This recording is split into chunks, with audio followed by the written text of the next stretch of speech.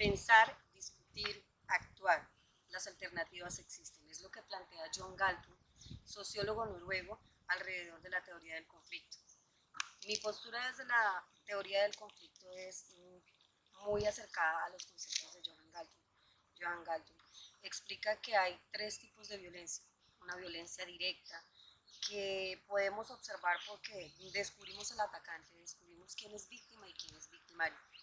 Una violencia indirecta, que también es llamada una violencia estructural, y finalmente una violencia cultural. Nos detendremos un poquito para explicar la violencia indirecta o violencia estructural, que es desde la que me soporto para poder hablar de los grupos vulnerables. Grupos vulnerables como por ejemplo las personas con discapacidad en la ciudad de Ibagué. Podemos hablar desde las siglas de la Organización Mundial de la Salud. Alrededor del 10% de la población mundial tiene algún nivel de discapacidad. La violencia estructural, planteada desde Johan Galtung, es llamada también la violencia invisible. Es esta violencia que nosotros no podemos percibir, una violencia en la que el victimario no es identificado. Desde grupos excluidos históricamente, como personas con discapacidad, estamos planteando que la postura es sencilla. Las personas con discapacidad en Ibagué, en el Tolima y en Colombia, en el mundo entero, son excluidos sistemáticamente de muchas situaciones, de muchos servicios, de muchos beneficios, simplemente por un hecho de ser diferentes, de no pertenecer a los cánones de la estandaridad, de lo que podemos decir que es normal.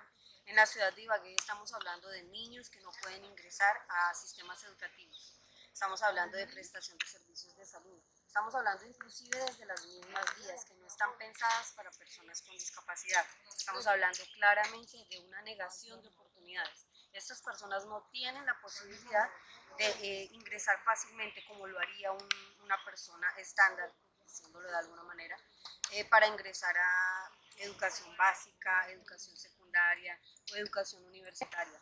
Nosotros apenas nos estamos preparando para darnos cuenta de que estas personas tienen unas condiciones que requieren unas adaptaciones al medio.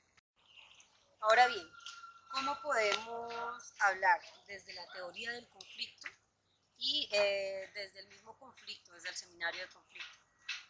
Ser consciente es un ejercicio que requiere una preparación, que requiere información, que requiere deslindarse de esos conceptos o preconceptos que tenemos. El seminario de conflicto me ha permitido entender cómo esta violencia estructural se inserta y de una u otra manera no es percibida. Nosotros no reconocemos esto como violencia. Este ejercicio, desde el seminario, las lecturas, los debates con los compañeros, me permitió comprender que si bien las personas con discapacidad son agredidas, son violentadas, son víctimas de un tipo de violencia que Johan Galtung plantea como una violencia estructural, ellos no la perciben. Y este es el ejercicio interesante de la violencia estructural. Es una violencia estructural ejercida desde las instituciones y desde el Estado, pero es una violencia que no se percibe, que ni siquiera las personas con discapacidad reconocen que están siendo afectadas. Es otro tipo de conflicto. Es otro tipo de conflicto en donde claramente podemos evidenciar que las fuerzas no son iguales. No podemos hablar de las personas con discapacidad en contra de las instituciones que representan el Estado. De hecho, vuelvo y aclaro, ni siquiera perciben esta violencia. Es una violencia estructural que se materializa o se legitima alrededor de la cultura, de la violencia cultural. Encontramos allí entonces cómo nos referimos a personas con discapacidad como los tullidos, los niños válidos, los incapacitados o los discapacitados. Y cuando estamos hablando de estas palabras, estamos hablando de estos ejercicios del lenguaje, estamos hablando de violencia cultural. Solamente como para poner un ejemplo, hicimos un recorrido en la ciudad de Ibagué y pudimos encontrar cómo muchas personas con discapacidad han optado por la mendicidad como modo de supervivencia. Ahí estamos viendo la injusticia social. Vivir izquierda. La moneda, pero la monedita ya que por ahí la voladita que nos toca pagar 7.000 de arriendo todos los días. A veces no hemos ni desayunado por Dios bendito que no hayas tenido plata. Ahora te salió para pedir, la gente no hace casi nada.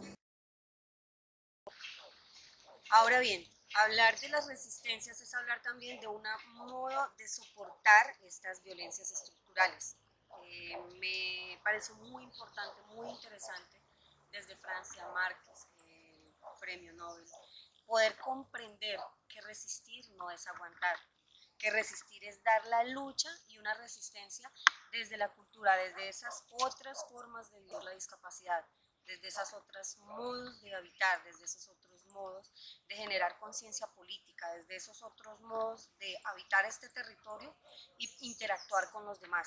Es aquí donde presento la experiencia de la que yo hago parte, Fundación Ángeles de Amor, una organización creada en 2009 que trabaja y propende por la garantía de derechos constitucionales de personas con discapacidad y de sus familias, de sus cuidadores.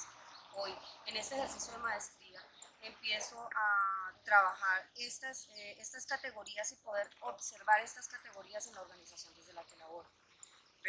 Una resistencia silenciosa, pero no quiere decir que porque se fuese silenciosa no es importante. Una resistencia que parte desde las personas con discapacidad, que apunta también a los cuidadores y que apunta al entorno, a las personas que acompañan a Fundación Ángeles de Amor. Esta es una propuesta que, planteándola desde FALS Gorda, apunta a una investigación y acción participativa que queremos transformar. Queremos generar cambios y queremos apuntar a una transformación social, pero desde la conciencia, desde poder comprender que estas personas y que ellos mismos reconozcan sus derechos, que estas personas empiecen a generar esa movilización social.